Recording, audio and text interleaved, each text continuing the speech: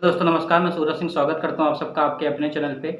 और जो है आप सबको पहले तो मैं बधाई देना चाहूँगा, जो भी कैंडिडेट जो है सफल हुए हैं, जो भी बच्चे पैनल में जो है जिनका नाम है, उनको सबको मेरी तरफ से बहुत-बहुत बधाई। आप लोगों जो है अब ऑफ़िशियल तरीके से एक मतलब पक्के तरीके से आप ये मान के चलिए कि आप पार्ट पैनल में नाम आने के बाद आप लोग 100% जो है एक रेलवे एम्प्लॉय बन गए हैं। तो आपके भविष्य के लिए मैं बहुत-बहुत शुभकामनाएँ आप लोगों को देता हूँ। और जो है मैं उम्मीद करता हूँ आप लोग जो है अच्छी प्रकार से पूरे मन से रेलवे में सेवाएँ देंगे और जो है रेलवे को और बेहतर बनाएँगे। और मैं इस वीडियो में जो है बात करना चाहूँगा कि जो पार्ट पैनल आया है इसमें किस पोस्ट के लिए कितनी सीटें मिली हैं और कितने कैंडिडेट जो है अनफिट किए गए हैं और कितने कैंडिडेट जो है टेम्परेरी अनफिट हुए हैं, कितने कैंडिडेटों को A2 से लेके C1 तक जो है अनफिट किया गया है। तो और वो जो A2 से C1 तक बच्चे जो अनफिट हुए हैं, तो वो डिमांड ड्राफ्ट की कैसे मांग करेंगे, कैसे उनको फॉर्म भेजना है। तो इन सबके ऊपर अगर रीजन बहुत सारे कैंडिडेट्स के साथ क्या हुआ है कि उनको रीजन भी नहीं पता है कि कौन सा रीजन उस पर वो लिखवाए। तो मैं इन सारी चीज़ों की मैं बात करूँगा, क्योंकि कई सारे कैंडिडेट ऐसे हैं जिनका जो A2 से लेकर C1 तक जिनको अनफिट तो किया गया है, पर उनको यही नहीं पता है कि किस वजह से अनफिट किया है RRC ने। तो उन सबके लिए मैं इस वीडियो में एक ही वीडियो में सॉल्यूशन बताने की कोशिश करूँगा, क्योंकि इस टाइम पे ज़्यादा व्यस्तता होने के कारण मैं बार रोज़ वीडियो नहीं ला पाऊँगा। थोड़ा-सा अभी व्यस्त चल रहा है। अभी मैंने जो है न्यू जॉइनिंग की है यहाँ फॉरेस्ट में, तो अभी मैं इसमें जो है सब कुछ सेटल हो रहा है धीरे-धीरे।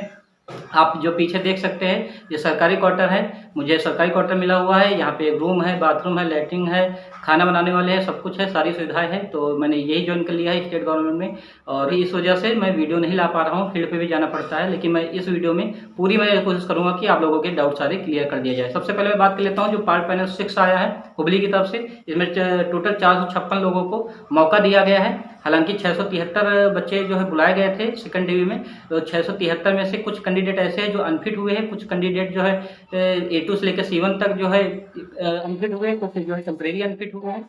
कुछ कैंडिडेट ऐसे हैं जिनका पार्ट पैनल 6 में ना ही नाम है और ना ही अनफिट वाली लिस्ट में नाम है, ना ही टेम्परेरी अनफिट वाली लिस्ट में नाम है। तो उन सबके लिए मैं सोल्यूशन बताने की कोशिश करूंगा। चलिए दोस्तों वीडियो स्टार्ट करते हैं। सबसे पहले मैं पार्ट पैनल 6 की बात कर लेता हूं कि इसमें क्या हुआ है। तो वर्कशॉप जो एक पोस्ट है, वर्कशॉप आप सबको पता है कि B2 कैटेगरी सीट होती है। इसमें एक मैंने पहले की वीडियो में बोला था कि B2 C1 वाली जो पोस्टें हैं, ये जो है जो पार्ट पैनल 6 आएगा उसमें मौका दिया जाएगा कैंडिडेट को। ये सेकंड डिवी का ही कैंडिडेट है और इसको मौका दिया गया है, आप सब देख सकते हैं। तो वर्कशॉप का एक कैंडिडेट को शामिल किया गया है। कार एंड डब्ल्यू CNW में 10 लड़कों को शामिल किया गया है। लोको शेड में 4 लड़कों को, पॉइंट्स मैन में 58 कैंडिडेट्स को। मैंने जो वैकेंसी कितनी कहाँ पे खाली है, किस पोस्ट पे कितनी वैकेंसी खाली है, इसके बारे में मैंने बात की थी। मैंने पॉइंट्स मैन में शायद 60 या 70 पोस्टें बताई थी कि खाली है। तो आप सबको सब देख सकते हैं कि 58 कैंडिडेट को 58 कैंडिडेट्स को पॉइंट्स मैन में मौका दिया गया है। सिग्नल एंड टेलीकॉम में 8 लड़कों को, ट्रैक में मशीन में सब जो है 73, इसमें 90 सीटें खाली थी ट्रैक मशीन में, और 73 कैंडिडेट्स को अभी मौका दिया गया है। फिर TL एंड AC में 3 कैंडिडेट को, फिर एक होता है TL एंड AC वर्कशॉप, तो इसमें 1 कैंडिडेट को मौका दिया गया है। फिर TRD में 4 लड़कों को मौका दिया गया है। फिर आता है ट्रैक मैन RWF मतलब होता है रेल व्हीकल फैक्ट्री, जहाँ पे रेल के जो पहिए बनते हैं वहाँ पे जो वो होता है पटरी होती है, तो उस पर ट्रैकमैन, ये अच्छा काम होता है। ट्रैकमैन जो है 1 लड़के को मौका दिया गया है। फिर TM4 जो सबसे ज़्यादा बच्चों को मौका दिया गया, सबसे ज़्यादा इसकी सीट भी खाली थी, सबसे ज़्यादा वैकेंट भी सीटें थी, तो इसमें जो सबसे ज़्यादा मौका दिया गया है। तो 290 TM4 में मौका दिया गया है कैंडिडेट्स को। 290 TM4 वाले कैंडिडेट इसमें शामिल हुए हैं। और जिन बच्चों का पैनल में, इस पैनल में नाम नहीं है पर वो फिट है और मेडिकल वो पास हो गए थे, और ना ही उनका टेम्परेरी लिस्ट में नाम है और ना ही वो अनफिट किए गए हैं, तो वो बिल्कुल भी परेशान ना हो। ऐसा जो है फर्स्ट डिवी में भी हुआ था, जिनका पहले पैनल नाम नहीं आया था और उनका किसी भी उसमें लिस्ट में नाम नहीं था, ना ही अनफिट में था, ना ही टेम्परेरी अनफिट में था। तो उनका जो पार्ट पैनल 2 में नाम दिया गया था, जो पार्ट पैनल 2 में जो है छूट गए थे, उनका पार्ट पैनल 3 में नाम दिया गया था। तो ऐसे चलता रहता है। अगर आप अनफिट नहीं है, आप जो टेम्परेरी अनफिट भी नहीं है, परमानेंट अनफिट नहीं है, तो आपको मौका जरूर दिया जाएगा। तो सबसे पहले वो कैंडिडेट बिल्कुल भी परेशान ना हो जो मेडिकल पास हो गए थे A2 से लेके B1 तक, और उनका नाम नहीं है लिस्ट में, तो बिल्कुल परेशान ना हो। आपकी अगर B1 तक मेडिकल स्टैंडर्ड है तो आपको ज़रूर से ज़रूर मौका दिया जाएगा। फिर मैं बात कर लेता हूँ कि ऑफर लेटर जो बच्चे पार्ट पैनल में पास हुए हैं 456 कैंडिडेट, तो इनका ऑफर लेटर कब तक आएगा? तो मेरे हिसाब से 10 से 15 अक्टूबर या फिर 10 से 20 अक्टूबर के आसपास आपके ऑफर लेटर आना स्टार्ट हो जाएंगे। सबसे पहले तो आपको मेल पे मैसेज आएगा, फिर मेल पे मैसेज आने के बाद आपको जो है ऑफर लेटर भी सेपरेटली आपके घर में भेजा जाएगा। और आपको जब ऑफर लेटर आए तो आपको जब वहाँ पे जाएंगे तो आपको सारे अपने ऑल ओरिजिनल डॉक्यूमेंट लेकर ही जाने हैं। जो आपने डीवी टाइम पे दिखाए थे, वहाँ पे आपके जब डॉक्यूमेंट वेरिफिकेशन हुआ था उस टाइम पे जो आपने डॉक्यूमेंट्स दिखाए थे, तो वो सारे आपको डॉक्यूमेंट्स लेकर ही जाना है। जिन कैंडिडेट ने जिनका पार्ट पैनल 6 में नाम है, उन्होंने बैंक खाते नहीं अपने खुलवा रखे हैं या फिर जीरो अकाउंट एक होता है जो स्कॉलरशिप जिसमें कैंडिडेट्स लेते हैं, तो स्कॉलरशिप वाला अगर आपका है तो वो हटवा के आप जो दूसरा या तो सैलरी अकाउंट उसको ट्रांसफर करा लीजिए या फिर आप दूसरा सैलरी अकाउंट अपना खुलवा लीजिए, क्योंकि वहाँ पे आपसे मांगा जाएगा। तो ऑफर लेटर के साथ आप जाइए और ऑफर लेटर जब आपका आए तो जिस डेट में आपका हो तो पूरे आपको ऑल ओरिजिनल डॉक्यूमेंट्स लेकर ही जाना है वहाँ पे। बिना ओरिजिनल डॉक्यूमेंट्स के आपको वापस कर दिया जाएगा, फिर से लाने के लिए बोला जाएगा। तो पहले मैं बता दे रहा हूँ, जो कैंडिडेट जो है ज्वाइनिंग करने जाएंगे तो अपने ओरिजिनल डॉक्यूमेंट्स के साथ ही जाएंगे। मैं बात कर लेता हूँ कि B2 से C1 तक जो कैंडिडेट अनफिट हुए हैं, तो टोटल 67 कैंडिडेट जो है अनफिट किए गए हैं B2 से C1 तक। फिर मैं बात कर लेता हूँ कि अनफिट के टोटल कितने हुए, तो 67 कैंडिडेट A2 से लेकर C1 तक अनफिट किए गए हैं और इनको कोई भी पोस्ट नहीं मिली है। 7 ये अलग हो गए और 30 कैंडिडेट ऐसे हैं जो B2 C1 में पास है, पर उनकी मेरिट और उनकी मेडिकल के हिसाब से उनके लिए पोस्ट एलिजिबल नहीं थी, तो उनको पोस्ट नहीं दी गई है। मतलब कि 30 कैंडिडेट ऐसे हैं B2 C1 में जिनको वेटिंग में रखा गया है। अगर भविष्य में कभी सीट यहाँ पे खाली होती है तो जो है इनको मौका दिया जाएगा। हालांकि इनको रीमेडिकल के लिए मौका दिया जाएगा। जो भी टेम्परेरी अनफिट या फिर B2 C1 वाले कैंडिडेट है तो इनको रीमेडिकल के लिए भी मौका दिया जाएगा।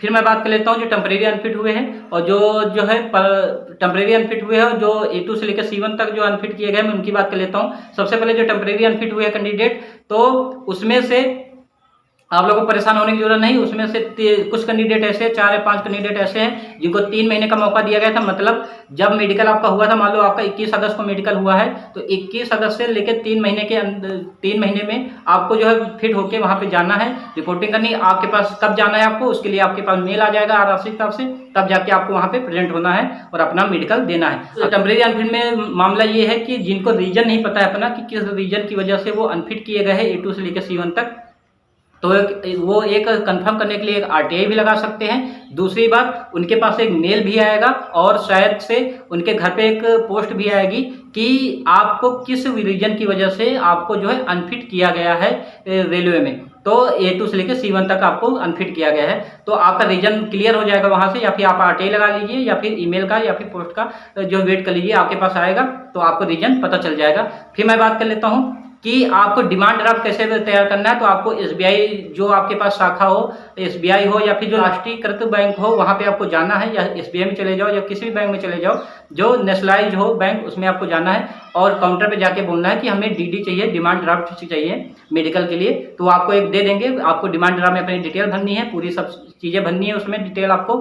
फिर उसके बाद आपको डिमांड ड्राफ्ट जो नंबर मिल जाएगा, नंबर आपको जो है जरूरत पड़ेगी फॉर्म भरते टाइम में। मैं आपको ये दिखाई दे रहा हूँ, यहाँ पे आपको नंबर भरना है। फिर उसके बाद ये मैं आपको दिखाई दे रहा हूँ ये फॉर्म, ये इसको आपको भरना है। आपको एक जाना है डॉक्टर पास।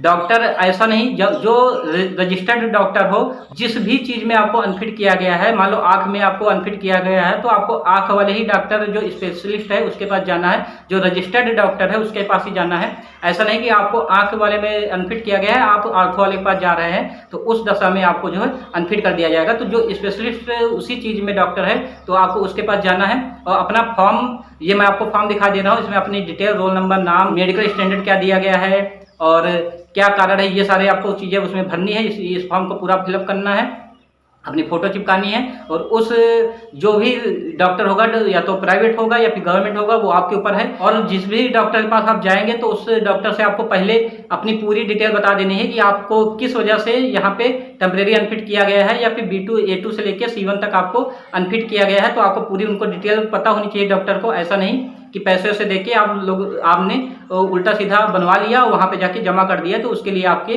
तो अगर इस दशा में आपके जो है भविष्य में आपकी नौकरी पे खतरा हो सकता है। तो आपको बिल्कुल ईमानदारी के साथ डॉक्टर के पास जाना है और वो आपका जो फॉर्म होगा उस पे उनसे पहले चेकअप कराना है। जो जिस भी चीज़ में आपको जो है अनफिट किया गया है, फ्लैट फुट में या फिर आँखों में या फिर अर्थों में, किसी भी चीज़ में आपको अनफिट किया गया है या फिर यूरिन में, तो आपको वहाँ पे डॉक्टर से उस चीज़ में जो है भरवाना है और रिपोर्ट अपनी लगानी है। डॉक्टर आपका चेकअप करेगा और जो जो भी वो कंडीशन पे आपको पाता है तो उसमें वो डिटेल भर देंगे, अपने जो है रजिस्टर्ड जो भी उनका नंबर होगा वो उस पे लगा देंगे, उनकी मोहर लगेगी, आपकी फ़ोटो लगेगी। ये आपका डिमांड ड्राफ्ट 1000 रुपये का होता है। फिर उनका जो डॉक्टर से जो बनवाओगे उसको लेकर आपको जो है जो चेयरमैन है हुबली के, उसको जो है आपको या तो खुद जाना है वहाँ पे जमा करने। चेयरमैन जो हुबली में बैठते हैं, जी एड्रेस दिया गया है, ये एड्रेस रहा, तो यहाँ पे आपको जो है जाके वहाँ पे जमा करना होगा, या तो आप खुद जाइए या फिर पोस्ट के द्वारा भेजिए। इसका ये काम आपको जो 30 दिन के अंदर अंदर करना है, मतलब कि 26 अक्टूबर के अंदर अंदर आपका वहाँ पे फॉर्म पहुँच जाना चाहिए। आपको कोई आगे मौका नहीं दिया जाएगा। जो भी कैंडिडेट इसमें अप्लाई नहीं करेंगे, अपील नहीं करेंगे री मेडिकल के लिए, तो उनको भविष्य में री मेडिकल के लिए मौका नहीं दिया जाएगा। जो भी कैंडिडेट जो है अनसर्टिफाइड है तो वो इसके लिए अपील कर सकते हैं री मेडिकल के लिए। आपका री मेडिकल 30 अक्टूबर के पहले पहले वहाँ पे आपका परफॉर्मा पहुँच जाना चाहिए। फिर आपका जो है री मेडिकल के लिए ईमेल आएगा और जो भी डेट उसमें मेंशन होगी आपको जो है री मेडिकल के लिए वहाँ पे पहुँच जाना है RRC हुबली में। चलिए दोस्तों, अगर आपको अभी भी कोई डाउट रह गया है तो आप हमें कमेंट सेक्शन में बता सकते हैं। आगे मैं उस टॉपिक पे वीडियो लाने की कोशिश करूंगा। और आप लोग बिल्कुल भी परेशान ना हो, 10 से 12% 15% लड़के री मेडिकल में भी पास होते हैं, तो ऐसा कुछ नहीं है। आप अगर फिट है तो आप बिल्कुल भी परेशान ना हो। आपको जो है री मेडिकल में मौका दिया जा रहा है। री मेडिकल में अगर आपको सही पाया जाता है तो वहाँ पे जो कमेटी होती है डॉक्टर की, अगर आपको सही पाती है तो आपको जो है पास भी किया जाएगा, आपका मेडिकल स्टैंडर्ड भी अच्छा किया जाएगा और आपको उसके हिसाब से पोस्ट भी मिल जाएगी। तो आपको बिल्कुल भी परेशान होने की जरूरत नहीं है। अगर आपको कोई भी डाउट है तो आप कमेंट सेक्शन में बता सकते हैं और हमारे चैनल को चाहे तो आप लोग जो सब्सक्राइब कर सकते हैं, लाइक कर सकते हैं, शेयर कर सकते हैं। चलिए दोस्तों, चलते हैं, तब तक के लिए जय हिंद, जय भारत।